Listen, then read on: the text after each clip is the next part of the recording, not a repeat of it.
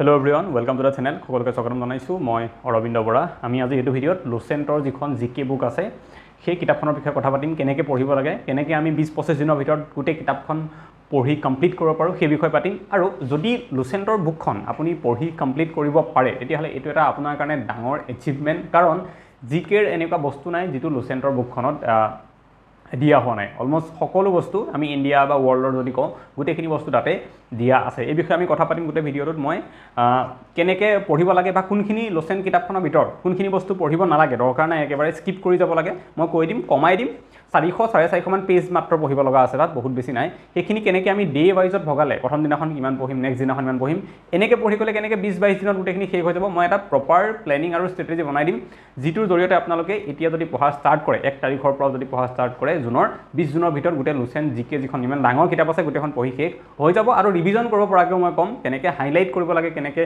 Underline কৰিব লাগে, কোনবিলাক বস্তু আগলৈ আমাক দৰকাৰ হ'ব, গোটেইখিনি কথা মই ক'ম। তাৰ আগতে মক টেষ্টৰ কথাটো মই সদায় কোৱা নিচিনাকৈ এবাৰ কৈ দিওঁ। যিসকলে অলৰেডি মক টেষ্ট লৈছে আমাৰ, তেওঁলোকে অকণমান ভিডিঅ'টো স্কিপ কৰি দিব। মই মক টেষ্টৰ কথা কওঁ। আপোনালোকে ছাইডত দেখিছে ইয়াতে আমাৰ পোষ্টাৰখন মক টেষ্টৰ ওপৰত এটা লাইন লিখা আছে যে প্ৰিপেয়াৰ্ড বাই চিলেক্টেড কেণ্ডিডেটছ, অৰ্থাৎ আমি ADRE Assam police sub inspector বা APSC জবৰ যি পৰীক্ষা দিলে, CCৰ বা অন্যান্য APSC ডিপাৰ্টমেণ্টেল পৰীক্ষা দিয়া বহুতখিনি কেণ্ডিডেট 14-15জনমান বিভিন্ন পৰীক্ষা পাছ কৰা আমি মানুহে মিলি পেলাই আমি এটা মক টেষ্ট সিৰিজ বনাইছোঁ ADREৰ কাৰণে, ADRE গ্ৰেড 3 গ্ৰেড 4 কাৰণে, আৰু আছাম পুলিচৰ কাৰণেও আমি এই মক টেষ্টটো ৰেডি কৰিছোঁ। ADRE পেটাৰ্ণত বেছিকেলি কৰিছোঁ, কিন্তু সকলোৰে কাৰণে হৈ যাব। এই মক টেষ্টটোত কি থাকিব ইয়াতে সেইখিনি কথাও লিখা আছে। যদি কওঁ মই according to the last year ADRE pattern, যোৱাবাৰ ADREত যেনেকুৱা পেপাৰ আহিছিলে তেনেকুৱা ধৰণৰ পেটাৰ্ণত আমি মক টেষ্টটো বনাইছোঁ, যাতে আপোনালোকে ADRE পৰীক্ষাটো তাত গৈ দিয়াৰ আগতে ঘৰত বহি যদি এই মক টেষ্টকেইটা ছল্ভ কৰে তেতিয়াহ'লে পৰীক্ষা দিয়া নিচিনা এটা ফিল যাতে আহক, তেনেকুৱাকৈ ফুল্লি ADRE পেটাৰ্ণত আমি কৰিছোঁ। যেনেকৈ যোৱাবাৰ ADRE 100টা কুৱেশ্যন আছিলে, আমি 100টা কুৱেশ্যনেই দিছোঁ এবাৰ, ঠিক আছে, এটা মক টেষ্টত। আৰু যেনেকৈ যোৱাবাৰ ADREত জিকেৰ 50টা কুৱেশ্যন আছিলে, আমিও 50টা দিছোঁ, মেথছৰ 20টা আছিলে, আমিও 20টা দিছোঁ, ইংলিছৰ 20টা আছিলে, আমিও 20টা দিছোঁ, ৰিজনিঙৰ 10টা আছিলে, আমিও 10টাই দিছোঁ। তেনেকৈ ফুল্লি ADRE পেটাৰ্ণত আমি কুৱেশ্যন পেপাৰ 4খন বনাইছোঁ, এখন নহয় 4খন। ক'লোঁ যে 100টা কুৱেশ্যন থকা বুলি, এই 100টা কুৱেশ্যন থকা 4খন পেপাৰ মানে 4টা মক টেষ্ট বনাইছোঁ। আৰু গোটেই 4টাক একেলগ কৰি পেলাই এটা PDFত যেতিয়া গোটাইছোঁ তাক আমি নাম দিছোঁ মক টেষ্ট সিৰিজ বুলি। এইখিনি আপোনালোকে পাব, আৰু লিখা আছে তাতে একেই কথা, 4টা মক টেষ্ট আপোনালোকে পাব, PDF ফৰ্মেটত থাকিব।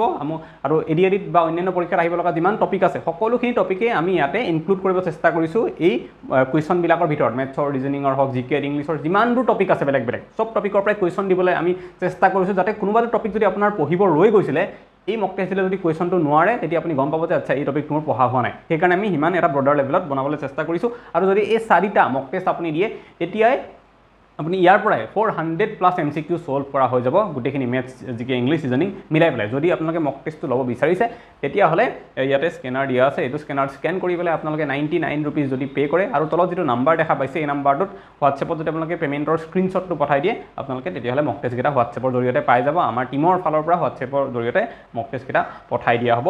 এইখিনি আছিলে মক টেষ্টৰ বিষয়ে। আপোনালোকে যদি ল'ম বুলি ভাবিছে বা দিম বুলি ভাবিছে মক টেষ্ট, তেতিয়া পৰীক্ষালৈ 4 মাহমান আছে, ইয়াৰ আগতে দিব পাৰে। এইটো ভাল সময় হয় মক টেষ্ট দিয়া, আৰু সেই সময়ৰ প্ৰতি লক্ষ্য ৰাখি আমি এই সময়খিনিতেই মক টেষ্টকেইটা লঞ্চ কৰিছোঁ। যদি এতিয়া আপুনি মক টেষ্টত ভাল মাৰ্কছ স্ক'ৰ নকৰে, এইকেইটা মক টেষ্টত যদি আপুনি 70 স্ক'ৰ কৰিব পৰা নাই, তেতিয়াহ'লে আপোনাৰ অলপমান প্ৰব্লেম আছে, তাৰমানে ইম্প্ৰুভ কৰিব লাগিব। আৰু সেইটো বস্তু গম পোৱাৰ এইটো বেষ্ট সময়, কাৰণ এতিয়া পৰীক্ষালৈ 4 মাহ আছে।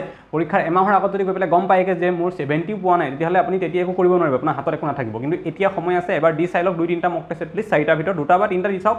যদি 70 মানলৈকে মাৰ্কছ অহা নাই, তাৰমানে ইম্প্ৰুভ কৰিব লগা আছে, সেইমতে কৰিব লাগিব। এয়া আছিলে মক টেষ্টৰ কথা। আমি এতিয়া আমাৰ মূল টপিকটোলৈ, যে লুচেণ্টৰ আমি বুকখন কেনেকৈ পঢ়িব লাগে। মই লুচেণ্টৰ বুকখন একচুৱেলি যেতিয়া মই প্ৰথম এটা মোৰ একদম ইউটিউবৰ যিটো ফাৰ্ষ্ট ভিডিঅ' আছিলে, মানে পঢ়াৰ ৰিলেটেড যিটো মই প্ৰথম ভিডিঅ' বনাইছিলোঁ, তাতে মই কৈছিলোঁ যে আছাম ইয়েৰ বুক, লুচেণ্ট এইবিলাক কিতাপ পঢ়াৰ দৰকাৰ নাই, নপঢ়িলেও ADRE ক্ৰেক কৰিব পাৰি।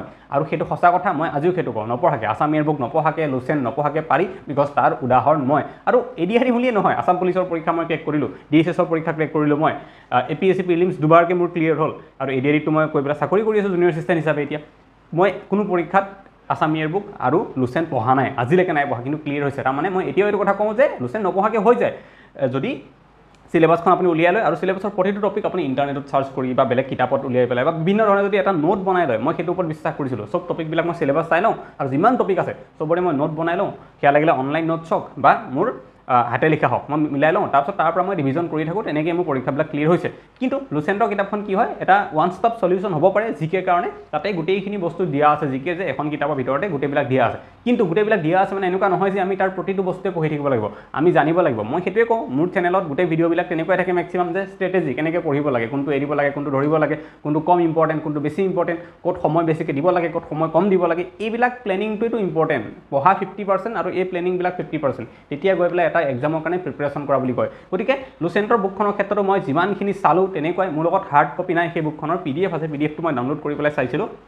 চোৱাৰ পিছত মই আপোনালোকক ক'ম কেনেকৈ। আপোনালোকৰ লগত যদি বুকখন আছে তেতিয়াহ'লে ঠিকেই আছে, আৰু যদি বুকখন নাই তেতিয়াহ'লে টেলিগ্ৰাম চেনেলটো মোৰ জইন কৰি লওক, তলত দেখা পাইছে টেলিগ্ৰাম চেনেলৰ নাম দিয়া আছে, জইন কৰি লওক। তাতে মই গোটেই কিতাপখনৰ PDFটো দি দিম, ঠিক আছে, লুচেণ্টৰ গোটেই বুকখনৰ PDFটো দি দিম, আপোনালোকে পঢ়িব পাৰিব।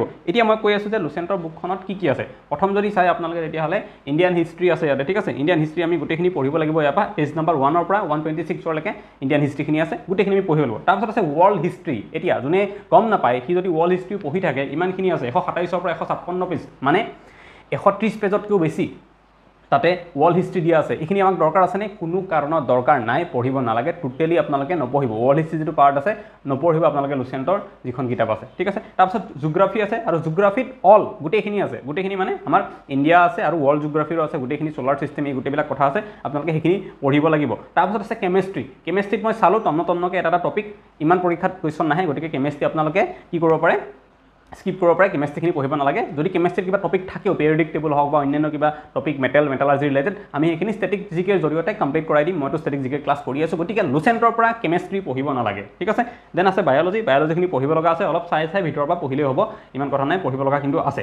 তাৰপিছত আহে এটা ইম্পৰ্টেণ্ট বস্তু ইয়াতে দিয়া আছে, মিছেলেনিয়াছ বুলি, ঠিক আছে। মিছেলেনিয়াছটো বহুত ইম্পৰ্টেণ্ট। ইয়াত যিখিনি মিছেলেনিয়াছ দিয়া আছে, ইয়াতে first in India, men, female, ঠিক আছে, ফাৰ্ষ্ট ইন ৱৰ্ল্ড, সেইবিলাক দিয়া আছে, মানে ষ্টেটিক জিকে হয়। এই মিছেলেনিয়াছখিনি বেলেগ একো নহয়, কিছুমান ষ্টেটিক জিকেৰ টপিক হয় দিয়া আছে, মেপ লাইন, পলিটিকেল পাৰ্টিৰ কথা দিয়া আছে, ইণ্টেলিজেঞ্চ এজেঞ্চিবিলাকৰ কথা দিয়া আছে, ঠিক আছে, ইণ্টাৰনেশ্যনেল অৰ্গেনাইজেশ্যনবিলাকৰ কথা দিয়া আছে, তেনেকৈ চাৰ্ক, বিভিন্ন ধৰণৰ আমাৰ যিবিলাক আছে, ফাউণ্ডেশ্যন ডে কিবাক লৈ পেলাই দিয়া আছে, বুক এণ্ড অথৰক লৈ পেলাই দিয়া আছে, গেমছ এণ্ড স্পৰ্টছক লৈ পেলাই দিয়া আছে। এই গোটেইবিলাক বেলেগ একো নহয়, ষ্টেটিক জিকে। এইখিনি বহুত ইম্পৰ্টেণ্ট, আপোনালোকে পঢ়িব লাগিব। তাৰপিছত কম্পিউটাৰ আছে। কম্পিউটাৰ যিটো টপিক দিয়া আছে, পঢ়িলেও হ'ব, নপঢ়িলেও হ'ব, পঢ়ি থ'ব পাৰিলে ভাল, বেছি নাই, মাত্ৰ 15টা পেজ আছে, আপোনালোকে পঢ়ি থ'ব পাৰিলে ভাল হ'ব। এতিয়া আৰু কি আছে, লগতে ইণ্ডিয়ান পলিটি আছে। ইণ্ডিয়ান পলিটি আপোনালোকে পঢ়িব লাগিব গোটেইখিনি, ঠিক আছে। মই এটা প্লেন বনাই দিম, লিখি লৈছোঁ মই ইয়াতে, জাষ্ট কেনেকৈ কিমান পেজৰ কি আছে আৰু কেনেকৈ কিমান দিনত কমপ্লিট হ'ব মই কৈ আছোঁ। আগতে বা মই কৈ দিছোঁ কি পঢ়িব নালাগে, ঠিক আছে। দেন ইণ্ডিয়ান ইকনমি আছে, এইখিনি পঢ়িব লাগিব। দেন ফিজিক্স আছে। ফিজিক্সৰ চব বস্তু পঢ়িব নালাগে, ফিজিক্সৰ কেইটামান আছে, scientific instrument, invention, important discoveries relating to physics আৰু various units of measurement and weight, এইকেইটা টপিক মাত্ৰ পঢ়ি ল'লেই হ'ব, যিকেইটা মই ক'লোঁ। এবাৰ লাগিলে আকৌ চাই ল'ব, বাকী ফিজিক্সৰ পঢ়িব নালাগে। এতিয়া মই কৈছোঁ কি যে গোটেইখিনি যিমানখিনি আছে, প্ৰথমতেতো কণ্টেণ্ট দিয়া থাকে ন, এইখন হ'ল কিতাপখন, ঠিক আছে, কিতাপখন এখন, অ'কে, যদি ভালকৈ দেখা পোৱা নাই, এইখন কিতাপখন, ঠিক আছে। এই কিতাপৰ তলতে কি দিয়া আছে, এইখিনি তলত এইখিনিতে দেখা পাইছে, ইয়াতে দিয়া আছে কি কণ্টেণ্টবিলাক, কি আছে কিতাপখনত। আৰু তাৰ পৰা মই কি ক'লোঁ যে ইণ্ডিয়ান হিষ্ট্ৰী যিখিনি আছে পঢ়িব লাগিব, তাৰপিছত ৱৰ্ল্ড হিষ্ট্ৰী নালাগে পঢ়িব, জিঅ'গ্ৰাফী পঢ়িব লাগিব, দেন পলিটি পঢ়িব লাগিব, ইণ্ডিয়ান ইকনমি পঢ়িব লাগিব, ফিজিক্সৰ চব নালাগে, কেইটামান টপিক লাগিব পঢ়িব, ক'লোঁ মই সেইকেইটা। কেমেষ্ট্ৰি টোটেলি পঢ়িব নালাগে, বায়'লজি পঢ়িব লাগিব, মিছেলেনিয়াছ লাগিব, কম্পিউটাৰখিনি দৰকাৰ নাই, বা 15টা পেজ আছে, পঢ়িলে পঢ়িব পাৰে। এইখিনি হৈছে পঢ়িব লগা আৰু নলগা কোনখিনি, মই সেইটো ক'লোঁ। এতিয়া কথা হ'ল কেনেকৈ পঢ়ি 20 দিনত কমপ্লিট কৰিব, আৰু সেইখিনি মই ইয়াতে লিখিছোঁ এবাৰ, ঠিক আছে।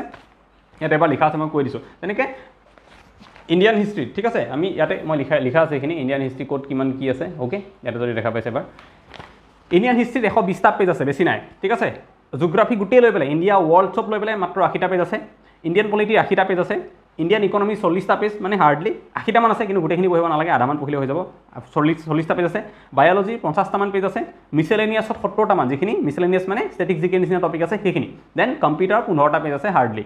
গোটেইখিনি যদি মই যোগ কৰি দিওঁ তেতিয়াহ'লে 450টা পেজ ওলায়, ঠিক আছে, 450টা পেজ ওলায়। আৰু সেই 450টা পেজ মই যদি ডেইলি 20টা পেজকৈ পঢ়োঁ, 20টা পেজ পঢ়াটো সম্ভৱ। কিমান টাইম লাগিব 20টা পেজ পঢ়োঁতে? 2 ঘণ্টা, তাতকৈ বেছি নালাগে। 2 ঘণ্টাত যদি মই 20টা পেজ ডেইলি পঢ়োঁ তেতিয়াহ'লে কি হ'ব, মোৰ 20 দিনত 20-22 দিন সময় লাগিব মাত্ৰ। 20-22 দিনত গোটেই লুচেণ্টৰ যিখন কিতাপ ইম্পৰ্টেণ্ট তাৰপৰা থকা গোটেইখিনি মোৰ পঢ়ি শেষ হৈ যাব, আৰু তাৰ পৰা আমি কি কৰিব পাৰিম, পিছত ৰিভিজনো কৰিব পাৰিম। এতিয়া কথা হ'ল নেক্সট টপিকটোলৈ মই আহোঁ যে পঢ়িমটো হয়, কিন্তু তাক ৰিভিজন কেনেকৈ কৰিম বা কি হিচাপত আমি পঢ়োঁতে আণ্ডাৰলাইন কৰিম। কাৰণ মই এটা কথা বাৰে বাৰে কৈছোঁ যে পঢ়োঁতে আমি যিখিনি পঢ়োঁ ন, গোটেইখিনি বস্তু আমি ৰিভিজনৰ সময়ত পঢ়িব নালাগে। কিছুমান বস্তু আমি পঢ়োঁতে আণ্ডাৰলাইন বা হাইলাইট কৰি যাব লাগে। ৰিভিজনৰ সময়ত অকলে হাইলাইটেড বা আণ্ডাৰলাইন পইণ্টছখিনিহে পঢ়িব লাগে, এইটো চবতছে ইম্পৰ্টেণ্ট। কাৰণ পৰীক্ষাৰ 5 দিন বা এসপ্তাহ আগত আমি যিমান গোটেই বছৰটো পঢ়িলোঁ গোটেইখিনি ৰিভিজন কৰিব লগা হয়। গতিকে বছৰটোত পঢ়া গোটেইখিনি বস্তু পৰীক্ষা 5 দিনৰ আগত পঢ়াটো সম্ভৱ নহয়, ঠিক আছে, যিহেতু আমাৰ মেথছ, ৰিজনিং, ইংলিছ চব থাকে, জিকেটো আছে।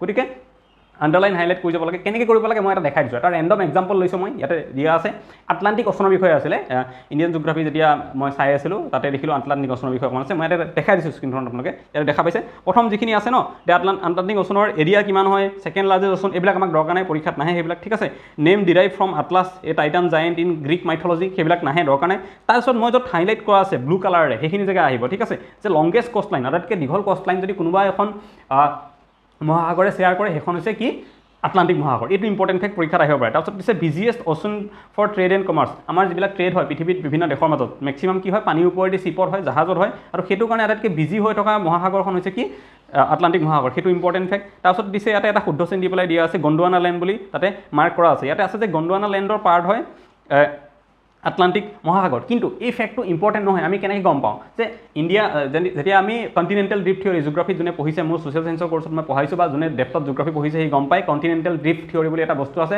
মহাদেশীয় বিস্থাপন সূত্ৰ বুলি আৰু সেই বস্তুটোত আছে কোৱা আছে যে ইণ্ডিয়াখন গণ্ডৱানা লেণ্ডৰ পাৰ্ট আছিলে গতিকে ইণ্ডিয়াখন কাৰ পাৰ্ট গণ্ডৱানা লেণ্ডৰ পাৰ্ট নে আংগাৰা লেণ্ডৰ পাৰ্ট আহিব পাৰে কিন্তু আটলাণ্টিক অ'চন কি নাহে মই নাহে বুলি বুজাবৰ কাৰণেহে এইটো ইয়াতে আণ্ডাৰলাইন কৰিছোঁ গতিকে কিন্তু লোচেনখনত ইমান কথা দিয়া আছে কিন্তু চব কথা পঢ়িব লগা আমি দৰকাৰ নহয় ঠিক আছে তাৰপিছত লিখা আছে এটা আইলেণ্ডৰ নাম দিয়া আছে যে নিউ ফাউণ্ডলেণ্ড আইলেণ্ড এইটো কিন্তু আহিব পাৰে ঠিক আছে কিয় আহিব পাৰে কাৰণ বিভিন্ন মহাদেশ বা মহাসাগৰ বা সাগৰবিলাকৰ মাজত থকা আইলেণ্ড কিছুমানৰ নাম পৰীক্ষাত কিন্তু আহি যায় যেনেকৈ মাল্টাটোৰ কথা আহিছিলে যে মাল্টা আইলেণ্ডটো কোনখন সাগৰত আছে যিখন মেডিটেৰিয়ান চি অৰ্থাৎ ভূমধ্য সাগৰত আছে এনেকুৱা কুৱেশ্যন আহিছিলে গতিকে নিউ ফাউণ্ডলেণ্ডটো বহুত নিউজত থাকে আহি যাব পাৰে ক'ত আছে আটলাণ্টিকত তো এই গোটেই পেজটো যদি চাওঁ মই অকল তিনিটা ফেক্ট কি longest coastline biggest ocean for trade and commerce and Newfoundland এই তিনিটাই কিন্তু আহিব গণ্ডৱানা লেণ্ডটো মই আণ্ডাৰলাইন কৰিছোঁ এইটো বুজাবলৈ যে এইটো পৰীক্ষাত নাহে আহিলে ইণ্ডিয়াৰ কথা আহিব পাৰে যে ইণ্ডিয়া কাৰ পাৰ্ট আছিলে গণ্ডৱানা লেণ্ড নে আংগাৰা লেণ্ড এনেকুৱা কুৱেশ্যন আহিব পাৰে কিন্তু আটলাণ্টিকক লৈ পেলাই কুৱেশ্যন নাহে সেইটো বুজাবৰ কাৰণেহে মই গণ্ডৱানা লেণ্ডটো ইয়াতে দিছোঁ গতিকে ইমান এটা পেজৰ পৰা মাত্ৰ তিনিটা আমাৰ লাইন মনত ৰাখিলে হৈ যায় আৰু সেইকাৰণেই আমি ৰিভিজন কৰাটো সম্ভৱ হয় পৰীক্ষা 5 দিনৰ আগত কাৰণ ইমান ডাঙৰ পেজটোৰ পৰা আমি কেৱল তিনিটা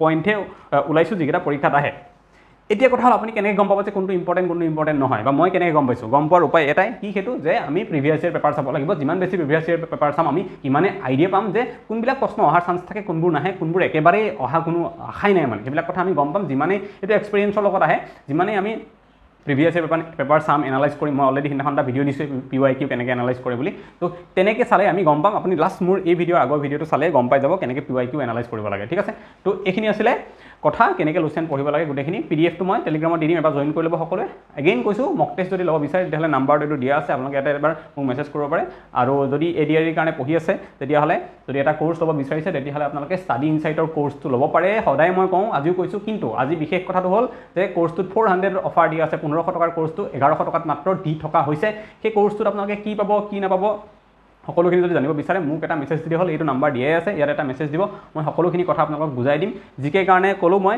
ইয়াতে যিখিনি কথা দিয়া আছে আপোনালোকে লুচেন জিকেটটো পঢ়িব পাৰিব কিন্তু ষ্টাডি ইনচাইটত বহুত সহজ কৰিবলৈ সেইবিলাক কথা বুজাই দিয়া আছে তাতেও বেলেগকৈ নোটছ PDF দিয়া আছে আপোনালোকে সেইবিলাক বস্তু তাতে ষ্টাডি ইনচাইটতো এই গোটেইখিনি বস্তু যিখিনি মই ক'লোঁ এতিয়া তাত বুজাই দিয়া হ'ব বহুত সুন্দৰকৈ আপোনালোকে ইয়াতে হয়তো কিতাপত পঢ়িলে বহুত বস্তু বুজি নাপাব পাৰে কিন্তু কোৰ্চ ল'লে সেইটো সুবিধা হয় যে বুজাই দিয়া হয় বহুত ইজি কৰি দিয়া হয় যিখিনি ষ্টুডেণ্টে কোৰ্চত থাকে কোৰ্চ লয় তেওঁলোকৰ কাৰণে যেনিবা বহুত বস্তুবিলাক ইজি যেন লাগে ঠিক আছে ইজি হৈ যায় গতিকে যদি কোৰ্চটো ল'ব বিচাৰে আজি এটা ভাল উপায় আছে 1100 টকাত 1500 টকাৰ কোৰ্চটো দিয়া হৈছে আজি আৰু কালিৰ কাৰণে চাগে এদিন নে দুদিনৰ কাৰণে নেকি দিয়া হৈছে তো আপোনালোকে মোক এটা মেছেজ কৰিলে মই ডিটেইলছটো পঠাই দিম কেনেকৈ ল'ব লাগে কোৰ্চটো সেইখিনি কথা মই কৈ দিম গতিকে আজিলৈ ভিডিঅ'ত ইমানেই আকৌ এটা নেক্সট ভিডিঅ'ত সোনকালে লগ পাম থেংক ইউ